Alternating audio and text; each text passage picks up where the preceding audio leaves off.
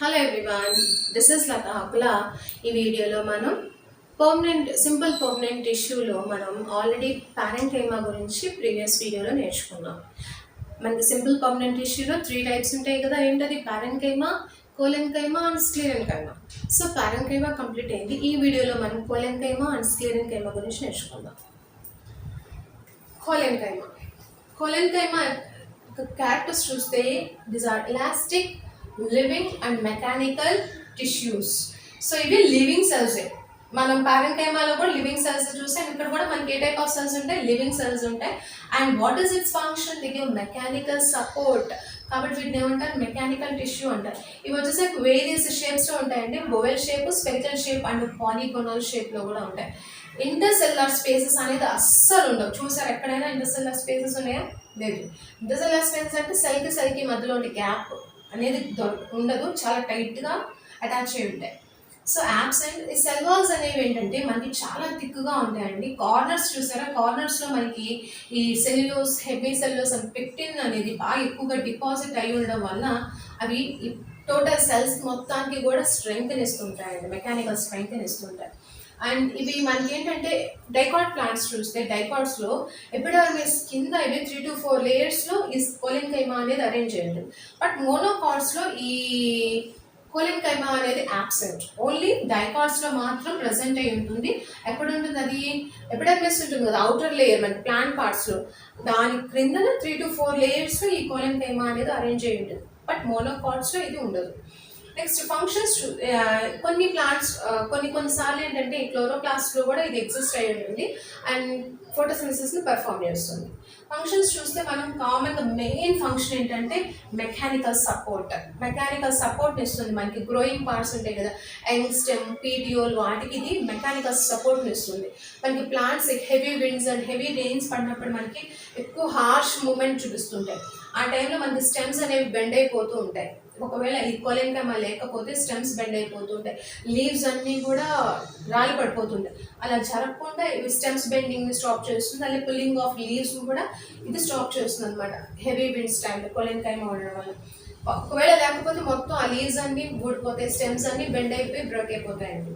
Next, so chloroplast ఉంటుందని చెప్పుకున్నాం కాబట్టి this consists of food material also because of the presence of chloroplast. This is what about the colenchyma. Once again I'll revise. Elastic, living, mechanical tissue ఉంటుంది కాబట్టి ఇవి mechanical strength ఇస్తాయి. So ఇవి different shapes ఉంటాయి. అసలు intercellular spaces అనేవి అసలు ఉండదు.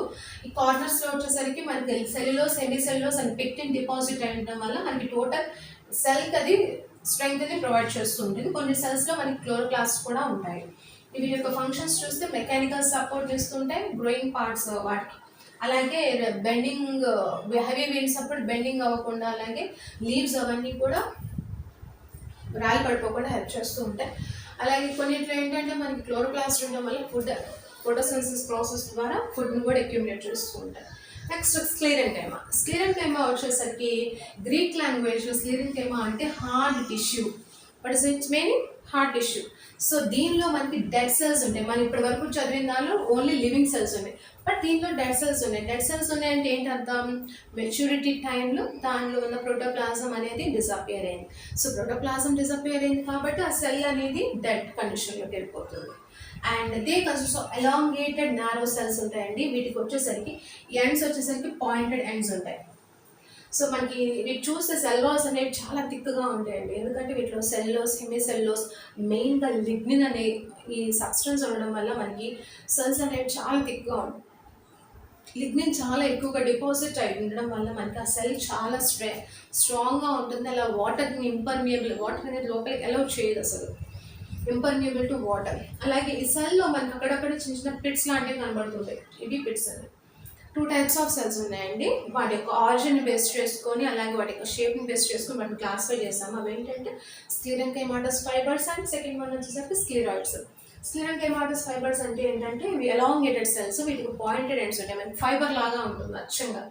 వీటికి కూడా థిక్ వాల్డ్ సెల్స్ ఉంటాయి. లిగ్నిన్ ఎక్కువ డిపాజిట్ అయి ఉండడం వల్ల మనకి ఏంటంటే ఈ లూమెన్ అనేది చాలా బాగా ఎక్కువగా రెడ్యూస్ అయిపోయి ఉంటుంది.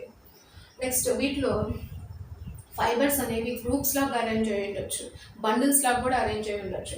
ఇవన్నీ కూడా ఈ ఫైబర్స్ అనేవి ఎక్కడ ఉంటాయంటే స్టెమ్స్లో డిపాజిట్ ఉంటాయి.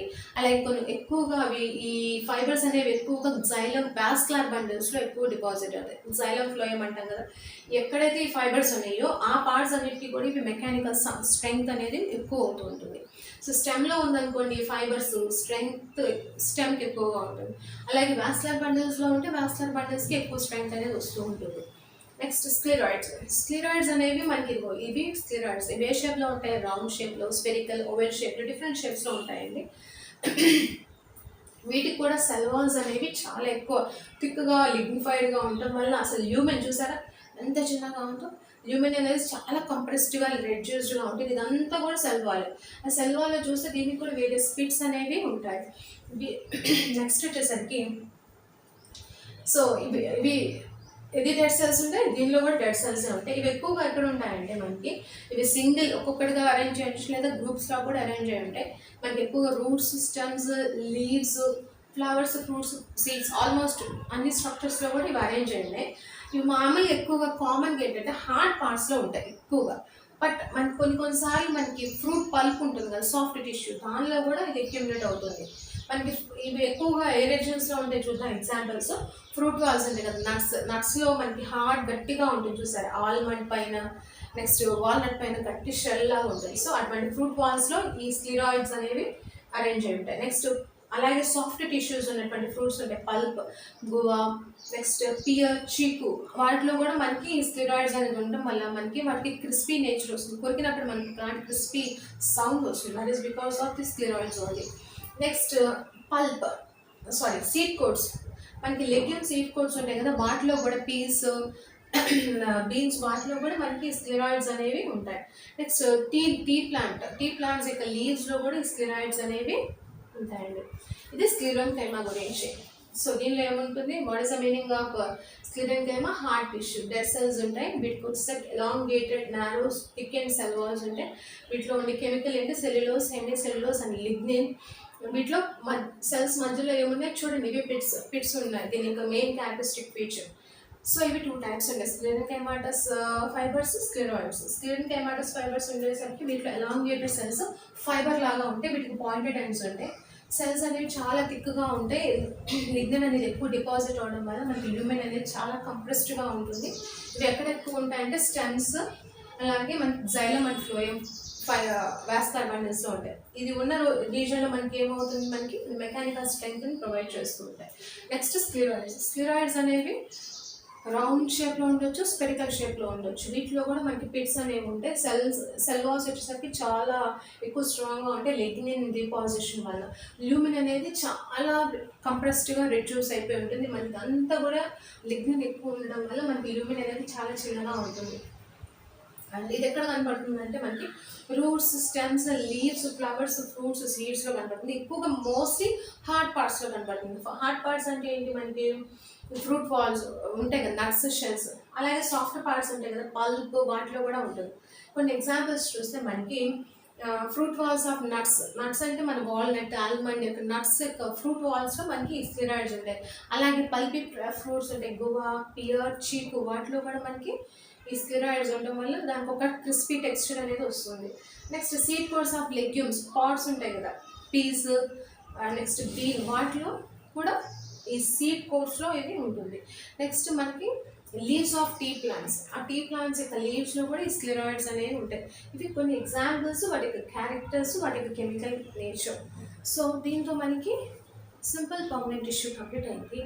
నెక్స్ట్ వీడియోలో మనం కాంప్లెక్స్ పర్మనెంట్ టిష్యూ అంటే ఏంటో చూద్దాం, దాని యొక్క క్యారెక్టర్స్ అండ్ క్లాసిఫికేషన్ చూద్దాం.